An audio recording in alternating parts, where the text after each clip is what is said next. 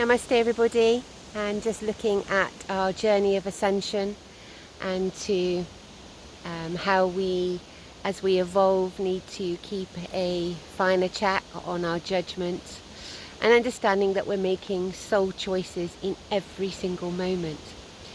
Judgment comes into us in many ways, and maybe the first most prominent one in our life is the judgment of ourselves. And it takes some time to realize that we're actually doing this until we consciously take this journey of awakening to really look at our subconscious and our conscious behavior.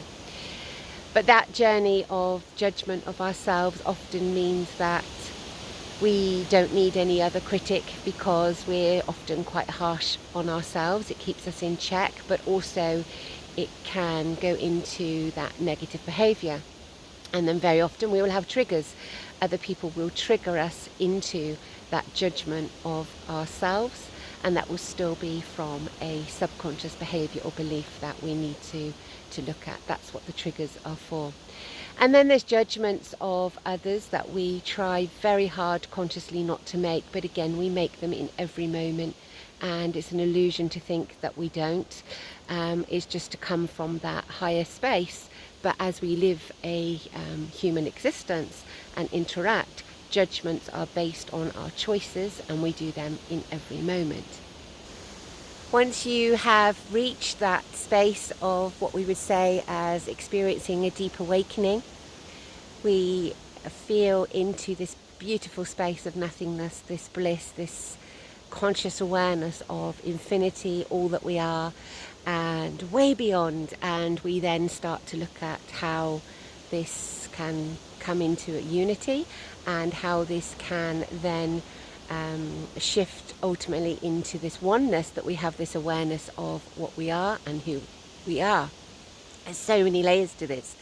So it can often be mistaken when we get to this nothingness, this oneness, this other label of fifth dimension that's come in. I feel so privileged to have experienced in my awakening journey very early on, very profound, I don't know if you want to label them as downloads, teachings, receiving other information, but a series of so many things happened to me around 2011, 2013, which enabled me to hold space for others. And I hold space for those that have done a lot of work on themselves already, stepping up in the role, or maybe teaching others but not sure how to shift into the new vibration. And this journey, again, is very difficult. You don't want to label people with this level of awareness. But we are all aligning our energy to assist. Once you reach that nothingness, that beautiful fifth dimension, sixth dimension, beyond whatever you want to label it, that awareness, we are then all on this journey together. And that's where we enter another fascinating experience. The awareness is not to leave anyone behind, and not to think that any of us are in front. And I've used the analogy of, if you imagine yourself as this beautiful shining light, maybe even as a light bulb, and the light bulb is 100 watts, and you reach the maximum shining light of 100 watts, which would be a brilliant thing to achieve. How do we make ourselves brighter? We need to bring in all those other 100-watt light bulbs, and we need to stand together, and we need to shine even brighter. Shining our light together, and in this way, and in this analogy, and something I learnt very early on, we are able to shine and hold space at an amazing level on our own as an individuals for a period of time. And it's then when we step up, we can only do this fully, truly, and authentically together. So looking at this awareness, looking at how we shine brightly, it's beyond physical collaboration. It's beyond that. It's about doing this consciously and with significant awareness. So holding space for those that feel ready. There's many avenues to that, and it's ultimately for those that feel ready to help become that person that holds space for others, but on a much deeper level.